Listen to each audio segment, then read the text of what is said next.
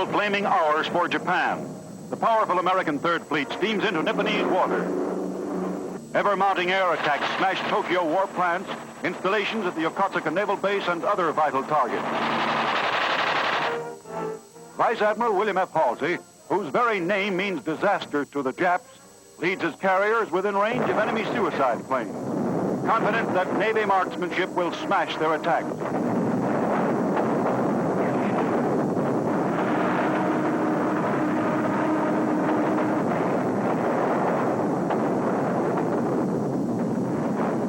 Within sight of the Jap coast, Halsey's battle wagons pour broadsides into shore targets.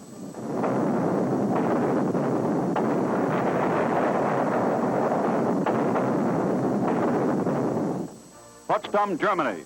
President Truman arrives for a conference of historic importance. Truman and Churchill demand that Japan surrender or be totally destroyed. Unknown to but a few people, gigantic American plants and thousands of mystified workers create a new and fearful weapon, the atomic bomb.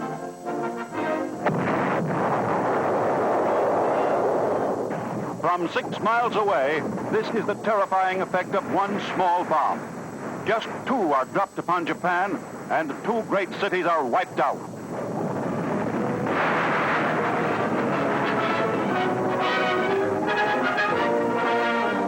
Hiroshima, obliterated by one small bomb load of atomic energy. Russia declares war on the Japanese Empire, and Soviet armies parade through Moscow en route to the front. Suddenly, from Japan comes a momentous message. I have received this afternoon a message from the Japanese government in reply to the message forwarded to that government by the Secretary of State on August 11th. I deem this reply a full acceptance of the Potsdam Declaration, which specifies the unconditional surrender of Japan. In the reply, there is no qualification. Newsmen rush to nearby telephones with the electrifying story. A hurricane of unrestrained joy sweeps through every part of a war-sick world, from the rice paddies of China to the streets of every city throughout the Americas. Manila. The Japs are instructed by General Douglas MacArthur, Allied Supreme Commander, to send a delegation to him for his first orders to Emperor Hirohito. Led by General Kawabe, they are escorted to American headquarters.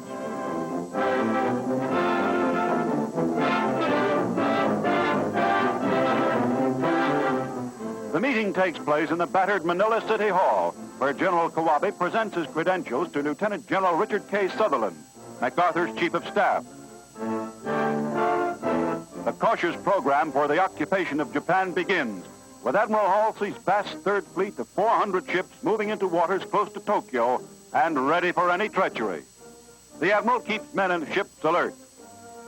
On Okinawa, the first Air Force technicians prepare to fly to Japan and take over an airfield for troop landing.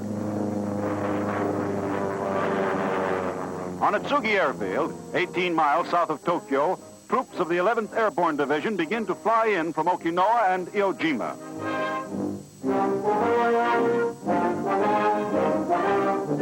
The first American prisoners to be liberated are seen at Atsugi. Japanese members of the liaison committee at the flying field report to General Eichelberger that all instructions have been followed. There is a sudden rush to meet an incoming plane. It is appropriately named the Baton and brings General Douglas MacArthur to the end of a long, hard journey. All the way from Baton to Japan, a road of pain and sacrifice. But in the General's words, this looks like the payoff.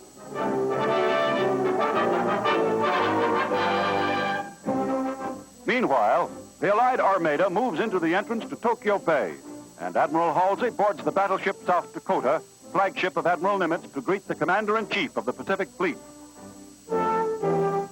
Japanese pilots come aboard to guide the ships through minefields. Now, the Marines of the 4th Regiment, 6th Division, swarm ashore in assault boats to seize the big Yokosuka Naval Base in Tokyo Bay. The landing is strictly a combat operation, heavily armed and ready for anything that can happen. They reconnoiter the beaches and defenses, and in general prepare for the Army occupation to follow.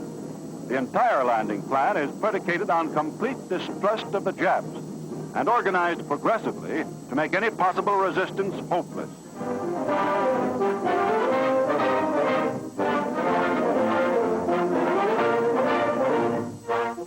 The Jap Vice Admiral Tatsuka at the base salutes the American officers in command, and then sees the stars and stripes raised by Marines of the division that was overwhelmed on Bataan. Sunday, September 2nd, 1945, the USS Missouri. General MacArthur, Supreme Commander, arrives for the surrender ceremony.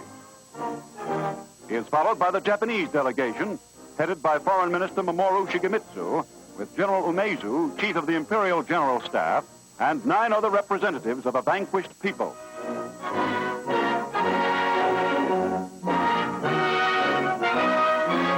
General MacArthur steps to the microphone to take charge of the historic proceedings and sternly faces his conquered enemy. The terms and conditions upon which surrender of the Japanese imperial forces is here to be given and accepted are contained in the instrument of surrender now before you. As Supreme Commander for the Allied Powers, I announce it my firm purpose, in the tradition of the countries I represent, to proceed in the discharge of my responsibilities with justice and tolerance, while taking all necessary dispositions to ensure that the terms of surrender are fully, promptly, and faithfully complied with. I now invite the representatives of the Emperor of Japan and the Japanese government and the Japanese Imperial General Headquarters to sign the instrument of surrender at the places indicated. Japanese Foreign Minister Shigemitsu is the first to sign in behalf of the Emperor of Japan.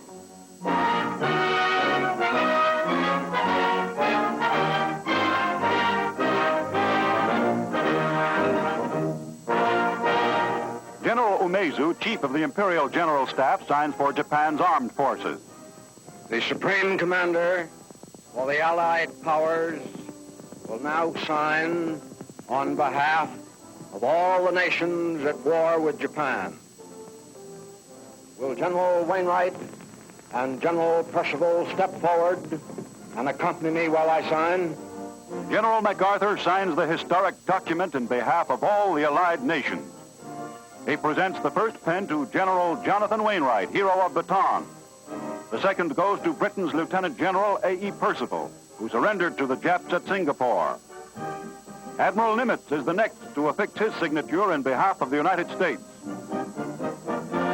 The representative of the Republic of China will now sign. General Su Yung Chong signs for the Republic of China.